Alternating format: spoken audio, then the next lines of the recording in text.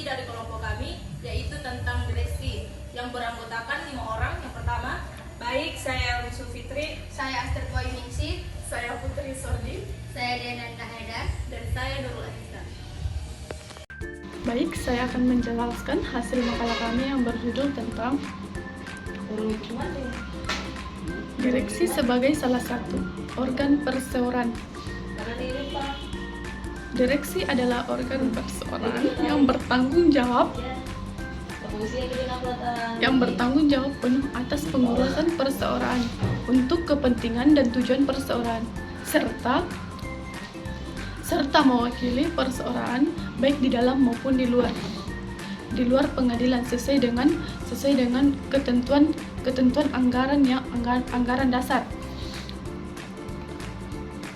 Direksi menjalankan pengurusan perseorangan untuk perseorangan yang sesuai dengan maksud dan tujuan perseorangan. Direksi berwenang menjalankan pengurusan sebagaimana sesuai dengan kebijakan yang dipandang tepat dalam batas yang ditentukan dalam undang-undang dan anggaran dasar. Pengangkatan direksi. Yang pertama, proses pengangkatan direksi. Direksi diangkat oleh rapat umum pemegang saham RUPS. Yang kedua, pengangkatan dilakukan melalui mekanisme pemungutan suara dalam RUPS. Nama-nama calon direksi biasanya diusulkan oleh Dewan Komisaris atau pemegang saham yang memenuhi persyaratan tertentu.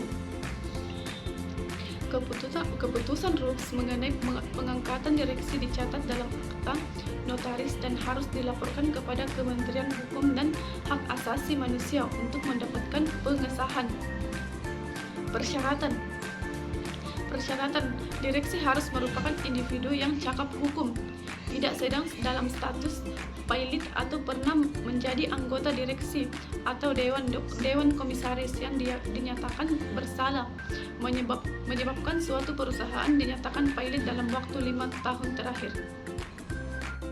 Baiklah, saya akan melanjutkan materi dari teman kelompok saya, yaitu materi tentang kewajiban dan tanggung jawab direksi, di mana kewajiban direksi dalam hal laporan keuangan yang disediakan ternyata tidak benar dan atau menyesatkan anggota direksi secara tanggung rentang bertanggung jawab terhadap pihak yang dirugikan. Setiap anggota direksi bertanggung jawab penuh secara pribadi atas kerugian PT apabila yang bersangkutan bersalah atau lalai menjalankan tugasnya. Dalam hal direksi terdiri atas 2 anggota direksi atau lebih. Tanggung jawab tersebut berlaku secara tanggung rentang. Anggota direksi yang tidak melaksanakan kewajiban melaporkan kepada PT saham yang dimiliki anggota direksi yang bersangkutan dan atau keluarganya dalam PT dan PT lain untuk selanjutnya dicatat dalam daftar khusus dan akibatnya menimbulkan kerugian bagi PT. Bertanggung jawab secara pribadi atas kerugian PT tersebut, anggota direksi dapat diberhentikan untuk sementara oleh Dewan Komisaris dengan menyebutkan alasannya dan dapat diberhentikan sewaktu-waktu berdasarkan keputusan RUPS dengan menyebutkan alasannya.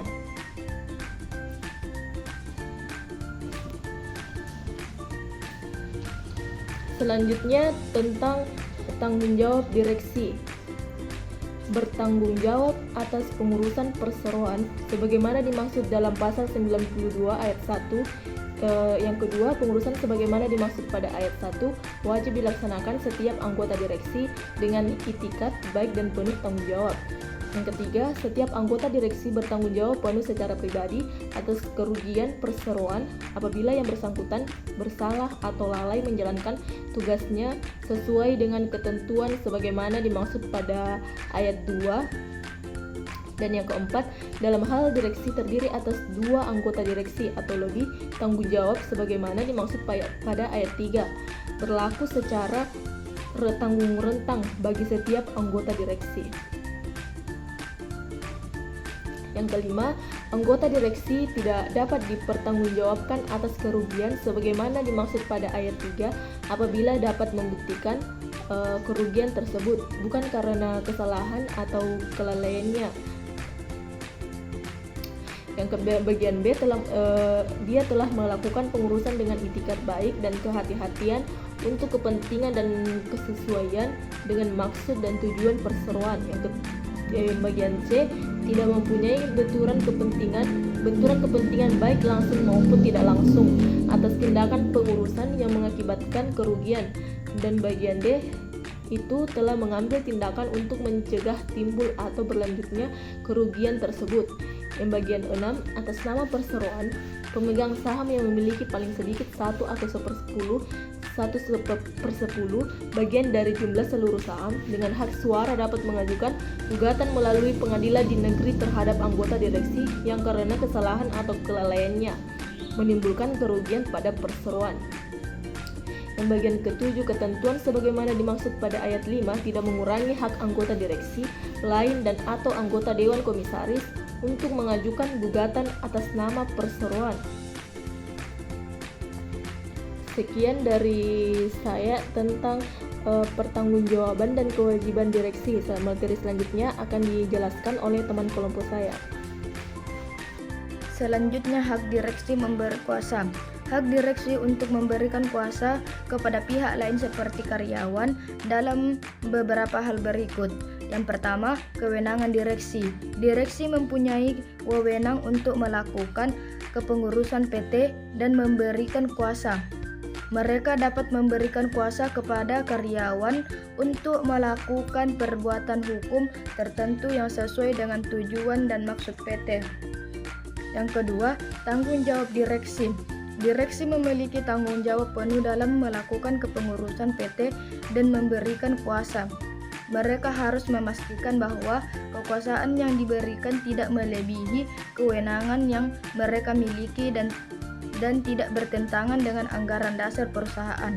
Yang ketiga, surat kuasa tertulis. Direksi harus memberikan surat kuasa tertulis kepada penerima kuasa yang berisi hak dan kepentingan yang disarankan kepada kuasa untuk melakukan tindakan hukum. Atas nama direksi, surat kuasa harus memiliki rincian tentang tindakan hukum yang dapat dilakukan oleh penerima kuasa. Yang keempat, kuasa khusus.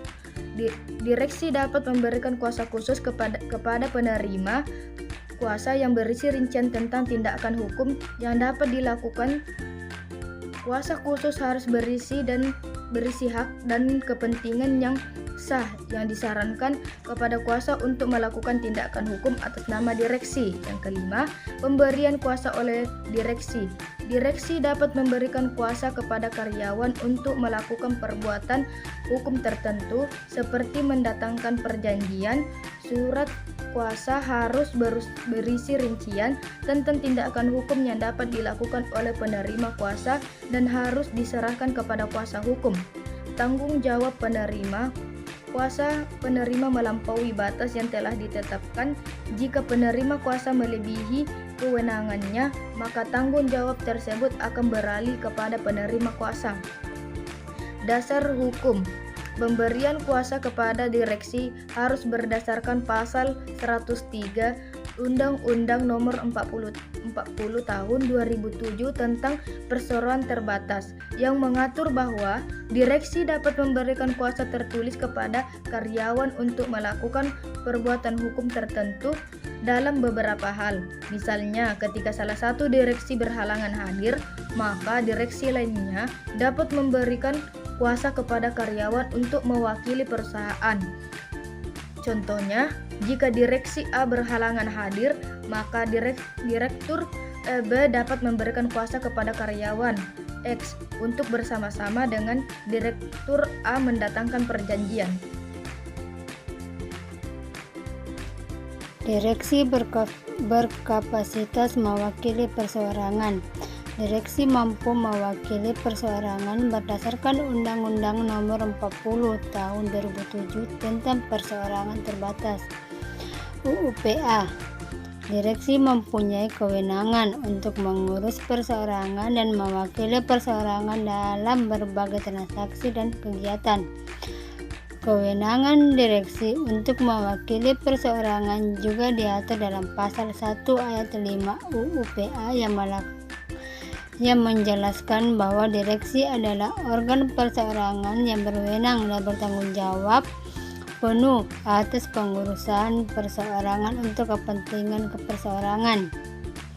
Dalam beberapa sumber juga disebutkan bahwa direksi mempunyai kapasitas mewakili perseorangan karena undang-undang sehingga tidak memerlukan kuasa dari perseorangan untuk mewakili perseorangan.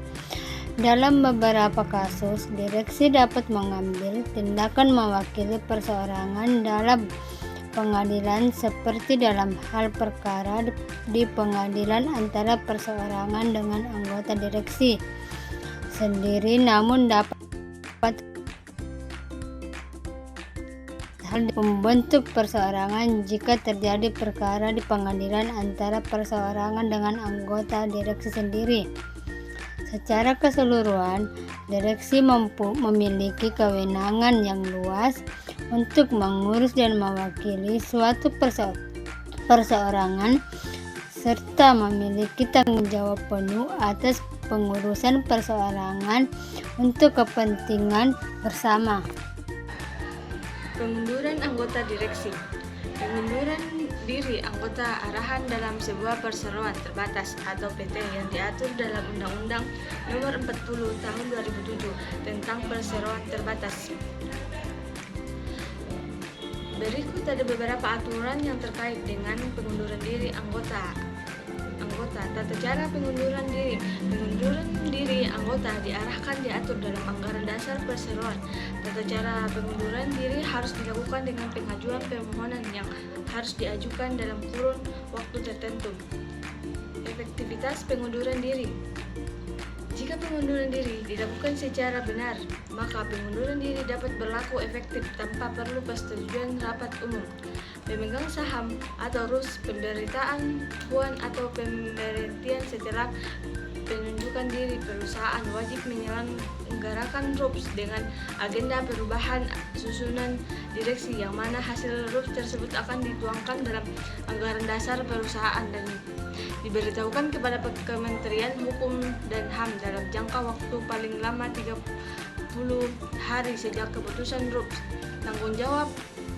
Setiap anggota direksi bertanggung jawab penuh secara pribadi atas kerugian perseroan apabila yang bersangkutan melakukan kesalahan atau lalai menjalankan sesuai ketentuan status pemegang saham. Jika PT X belum mengganti akta perubahan, maka status pemegang saham serta Anda tetap berlaku. Anda tidak terkait dengan ketentuan hukum yang berlaku terhadap PT X kecuali jika Anda masih memiliki kewajiban yang belum selesai. Dalam hal Anda, setelah Anda mengajukan surat pengunduran diri pada tanggal 20 November 2015 berlaku efektif tanpa perlu persetujuan RUPS. PT X wajib menyelenggarakan RUPS untuk mengganti akta perubahan dalam jangka waktu paling lambat 30 hari sejak keputusan RUPS. Jika PT X belum mengganti akta perusahaan, maka status Anda sebagai pemegang saham tetap berlaku dan tidak terkait dengan ketentuan hukum yang berlaku terdapat PT X kecuali jika Anda masih memiliki kewajiban yang belum selesai. Sekian pemberhentian anggota direksi. Pemberhentian anggota direksi bisa terjadi karena beberapa alasan seperti selesainya masa jabatan. Anggota direksi biasanya memiliki masa jabatan tertentu dan dapat diberhentikan setelah masa jabatannya berakhir. Resign. Anggota direksi bisa mengundurkan diri dari jabatan atas keinginannya sendiri.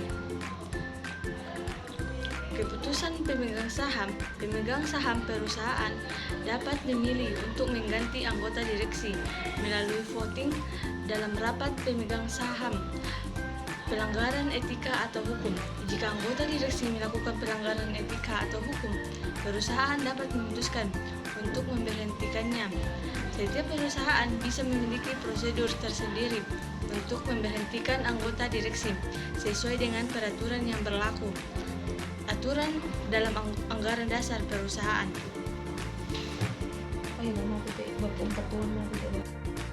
Sekian presentasi dari kami, kurang dan lebihnya mohon dimaafkan. Wassalamualaikum warahmatullahi wabarakatuh.